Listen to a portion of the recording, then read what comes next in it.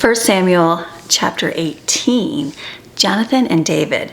When David had finished speaking to Saul, the soul of Jonathan was bonded to the soul of David, and Jonathan loved him as himself. He heard this great story. Ever just hear a story of somebody and just go, wow, it's like God just knit you together with somebody, like good friends, and where you're just bonded together. That's what happened here with him.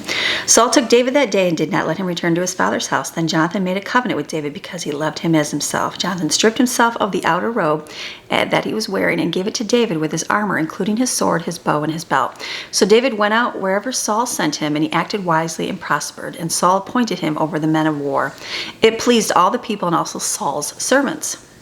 As they were coming home, when David returned from killing the Philistine, the women came out all the cities of Israel, singing and dancing to meet King Saul with tambourines, songs of joy, and musical instruments. The women sang as they played and danced. Saul has slain his thousands, and David his 10,000s. Then Saul became very angry, for this saying displeased him, and he said, "They have ascribed to David 10,000s, but to me only thousands. Now what more can he have but the kingdom?" So Saul looked at David with suspicion and jealousy from that day forward, and he's already got a little bit of craziness in his head, so we're going to see what happens. Saul turns against David. Now it came about on the next day that an evil spirit from God came forcefully on Saul, and he raved madly inside his house while David was playing the harp with his hand. And as usual, there was a spear in Saul's hand, and Saul hurled that spear, for he thought, "I will pin David to the wall." What? Okay, but David evaded him twice. Now Saul was afraid of David because the Lord was with him, but had departed from Saul. So Saul had David removed from his presence and appointed him as his commander of 1,000s, and he publicly associated with the people. David acted wisely, I like that, and prospered in all his ways, and the Lord was with him. When Saul saw that he was prospering greatly, he was afraid of him, but all Israel and Judah loved David because he publicly associated with them. Then Saul said to David, "Behold, I will give you my older daughter, Merab, as a wife. Only be brave for me and fight the Lord's battles." For Saul thought, "My hand shall not be against him, but let the hand of the Philistines be against him." David said to Saul, "Who am I, and what is my life or my father's family in Israel, that I should be the king's son-in-law?" But at that time when Merab, Saul's daughter, should have been given to David, she was instead given to Adriel the Metholite as a wife. So David now marries Saul's daughter. And it says, David, this wisdom. David was popular. He had been privately anointed to be the next king, and Saul had just thrown a spear at him. Yet David did nothing to take justice in his own hands. He remained calm and loyal. It is clear that David decided very early in the time after he was anointed that if he became king, it would have to be totally by the hand of God.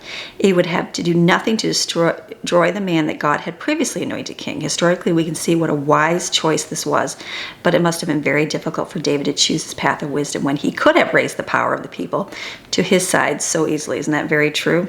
He could have, but he did not. That's a good, wise man right there. David marries Saul's daughter. Now Michal, Saul's daughter, loved David, and when they told Saul, it pleased him. Saul said, "I will give her to him so that she may become a snare, a bad influence, a source of trouble to him, and that the hand of the Philistines may be against him." So Saul said to David for a second time, "You shall be my son-in-law today." Then Saul commanded his servants, "Speak to David secretly, saying, 'Listen, the king delights in you, and all the servants love you now. Then become the king's son-in-law.'" So Saul's servants spoke these words to David, but David said, "Is it a trivial thing in your sight to become a king's son-in-law, seeing that I am a poor man and insignificant?" The servants of Saul told him what David said. Then Saul said, "This is what you shall say to David. The king wants no dowry except 100 foreskins of the Philistines to take vengeance of the king's enemies." I don't understand that. Now Saul's intention was to cause David's death at the hand of the Philistines. So when his servants told David these words, it pleased him to become the king's son-in-law before the time for the marriage arrived.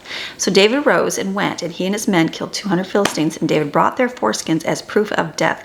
How would you get that? I don't even know. I don't know. So, all right. So he might become the king's son-in-law. So Saul gave him Michal, his younger daughter, as a wife. When Saul knew that the Lord was with David and that Michal, his daughter, loved him, Saul was even more afraid of David, and Saul became David's constant enemy. Then the Philistine commanders, the princes, came out to battle, and it happened as often they did that David acted more wisely and had more success than all Saul's servants. So his name was highly esteemed. Some things we just do not understand, do we? This is your daily Bible chapter, reading God's Word Monday through Friday. See you tomorrow.